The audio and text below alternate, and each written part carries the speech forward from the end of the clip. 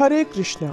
मार्गशीर्ष मास के शुक्ल पक्ष की एकादशी को मोक्षदा एकादशी कहते हैं।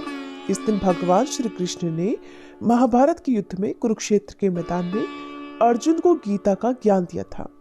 इसीलिए इस दिन गीता जयंती भी मनाई जाती है।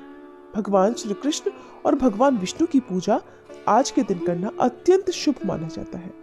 एकादशी के दिन नियम संयम का पालन करके उपवास रखा जाता है और उपवास रखने से भक्तों के जीवन में सुख शांति और खुशहाली का आगमन होता है। भगवान की कृपा से मोक्ष की प्राप्ति होती है। मोक्षदा एकादशी का उपवास करने से तन और मन पवित्र और स्वस्थ हो जाता है। इस बार मोक्षदा एकादशी के दिन भद्रा का साया भी रहने वाला है। ऐसे में आपको बताते हैं कि एकादशी का उपवास कब रखा जाएगा, पूजा करने के शुभ मुहूर्त कौन कौन से रहेंगे, इस दिन कौन से शुभ संयोग बन रहे हैं और व्रत पालन का शुभ समय क्या रहेगा।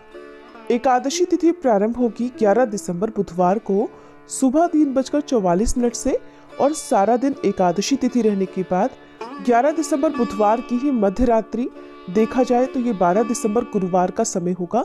मध्य रात्रि 1:09 AM तक यानी बुधवार की ही मध्य रात्रि को एकादशी की तिथि समाप्त हो रही है। और क्योंकि इस बार एकादशी की तिथि केवल एक ही दिन है तो इसलिए 11 दिसंबर बुधवार को ही एकादशी का व्रत रहेगा। इसी दिन गीता जयंती मनाई जाएगी। एक दिन पहले यानी 10 दिसंबर मंगलवार के दिन दशमी तिथि के नियमों का पालन किया जाएगा। इस बार चाहे गृहस्थ जन हो या वैष्णव जन हो, सभी केवल 11 दिसंबर बुधवार को ही एकादशी का व्रत रखेंगे। अब जानते हैं इस दिन रहने वाले मुहूर्तों के बारे में। तो 11 दिसंबर बुधवार को ब्रह्म मुहूर्त का समय रहेगा सुबह 5:26 से 6:14 तक। प्रातःकाल पूजा का मुहूर्त सुबह 5:42 से 7:04 तक रहेगा। शाम की पूजा का मुहूर्त शाम 5:25 से 6:47 तक रहेगा और राहुकाल दोपहर 12 बजे से 1:30 बजे तक रहेगा। राहुकाल के समय में पूजा पाठ या कोई भी शुभ काम करने से बचना चाहिए।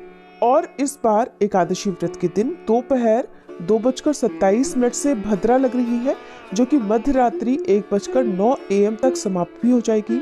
और क्योंकि इस बार भद्रा का जो वास है वो स्वर्गलोक में है और जब स्वर्गलोक में भद्रा का वास होता है तो पृथ्वीलोक पर शुभ फल देने वाली मानी जाती है, इसलिए भद्रा का ज्यादा विचार आपको नहीं करना चाहिए। आप शाम की पूजा निश्चिंत होकर बिना किसी परेशानी के कर सकते हैं, चाहे भद्रा का समय ही क्यों न हो, क्योंकि स्वर्गे भद्रा शुभम कुर्यात पाताले च धनागम मृत्युलोक स्थिता भद्रा सर्व कार्य विनाशिनी। संस्कृत ग्रंथ पीयूष धारा के अनुसार जब भद्रा का वास स्वर्गलोक पाताल लोक में होगा तब वह पृथ्वीलोक पर शुभ फल प्रदान करने में सक्षम होगी, और अगर भद्रा का वास मृत्युलोक पर होता है तब वह कष्टकारी समय माना जाता है। और यही कारण है कि आपको इस बार की भद्रा का बिल्कुल भी विचार नहीं करना चाहिए। इस बार द्वादशी तिथि प्रारंभ होगी 11 दिसंबर बुधवार को मध्य रात्रि 1:10 AM से देखा जाए तो ये 12 दिसंबर गुरुवार का समय रहेगा। रात 12 बजे के बाद से तिथि बदल जाती है, इसलिए आप बिल्कुल भी कंफ्यूज मत होइएगा समय के बारे में। और द्वादशी तिथि लगते ही हरिवासर का समय भी शुरू हो जाएगा।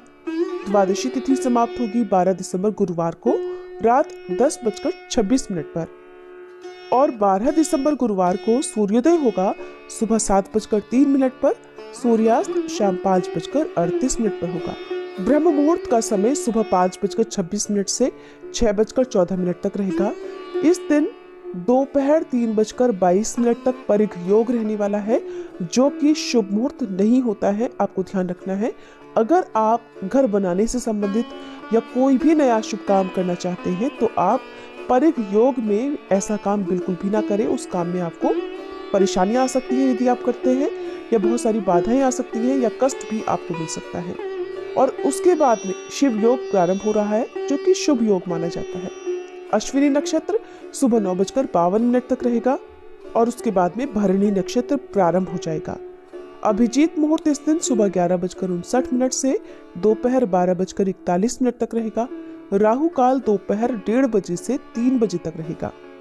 हरिवासर का समय 12 दिसंबर गुरुवार को सुबह लगभग 6 बजे तक समाप्त हो जाएगा।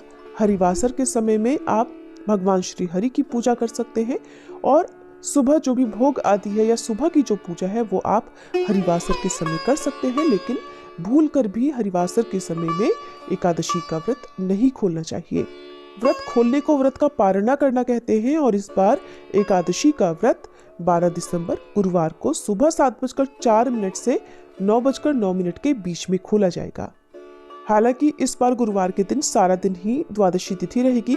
किसी कारण से आप सुबह के समय व्रत नहीं खोल पाते हैं तो दोपहर में 1 से 3 बजे के बीच में भी व्रत खोल सकते हैं। व्रत का पारण हमेशा तुलसी पत्र या पंचामृत ग्रहण करके करना चाहिए।